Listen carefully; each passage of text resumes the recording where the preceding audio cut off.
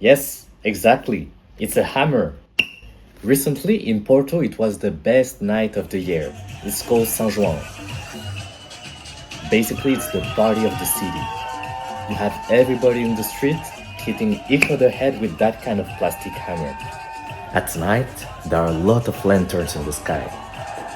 Then a big fireworks. But today, we're not going to talk about construction. We're going to talk about the first challenges and how I managed to fix them. I quit my job to launch my own football app in Portugal. And I have only 1 year to make it work.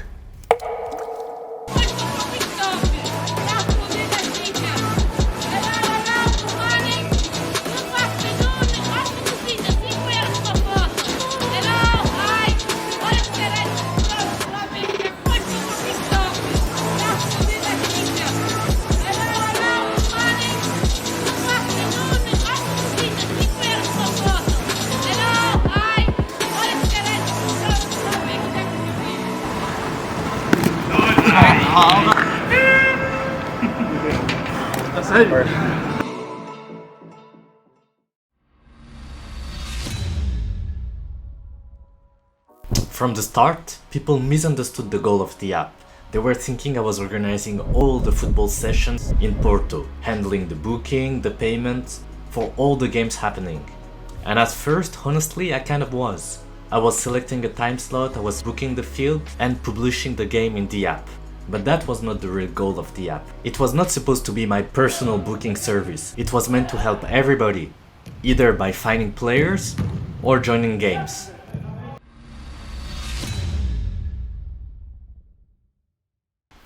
So far, people were used to this traditional way to organize games, just entering a WhatsApp group and following the leads of the admin. But with Ombi, anybody could be the organizer, no need to have like 100 people in a WhatsApp group. You just select a time, post it, and just wait for players to join. No group needed and no permission. This first version was really simple, just players, time, a ball, and the game was set. I was aiming for simplicity. It took a while, but once people got it, it clicked. In order to release this first version, I had to make choices fast. What feature to build, what to skip, and what felt good enough so I can move on with. Some decisions worked and others came back later to bite me. For instance, this one could look like a small detail to you, but it created a big mess. Technically, you could join a game with a friend. The problem, once you joined, you cannot change anything. So if someone asked, "Can I add a friend?" I was just telling them, okay, leave the game and come back +1, which worked until it didn't. If somebody joined the game in the meantime, while you're out, it's over, you cannot join, neither you or your friend. It was one of those startup trade-offs. I skipped what felt non-essential to ship faster. But for sport, the ability to show up with a friend, it's not just a feature, it's mandatory. You would like to join a game, play with your friend, and enjoy the time. At first, I built all the app in English. I was thinking, we're in Portugal, of course everybody speaks English. But no, I've forgotten about... Wait, should I say it? Yeah, let's say it, yeah. All the South American, like Colombians, Argentinians, nobody could speak English.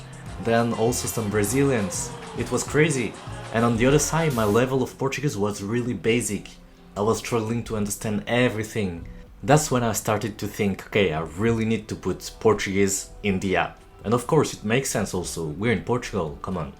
But believe me, it was not easy. I had to translate every single label in the app, try to find something that looks good at least, or maybe sounds good but maybe is grammatically not correct. But I needed to move on with that, and it took a lot of time. Because it was not only about the labels, I also had all the notifications to change.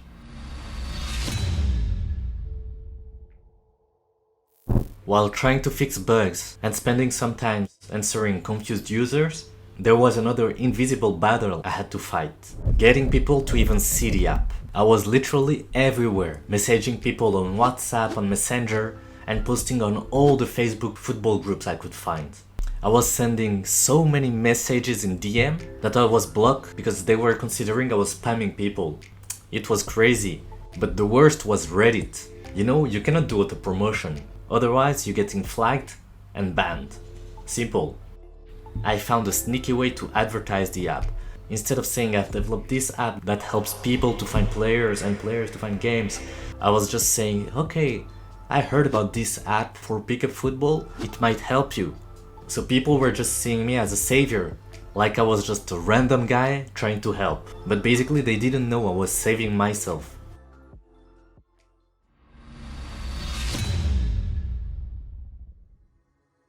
Building a centralized platform like this wasn't just about competing with all the big messaging platforms that already exist and that people were just using to play football. It was also about challenging all those existing organizers that use Facebook or WhatsApp as main channel.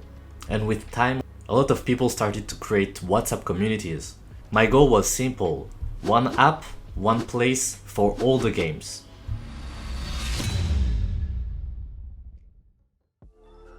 What nobody knew? I was joining almost every game. When the players dropped out last minute, no worries, I was in. I was always ready to join any game, anytime. And nobody knew I was the guy behind the app. The thing is, I wasn't just playing for fun.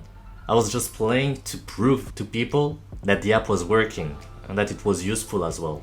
For the organizer, I was just another guy playing, but that was enough for him to trust the app worked. At one point, I thought I was playing 2 games, one on the field and one online, just to get the app noticed. But little by little, people started to adopt it. Not many, but enough to keep going.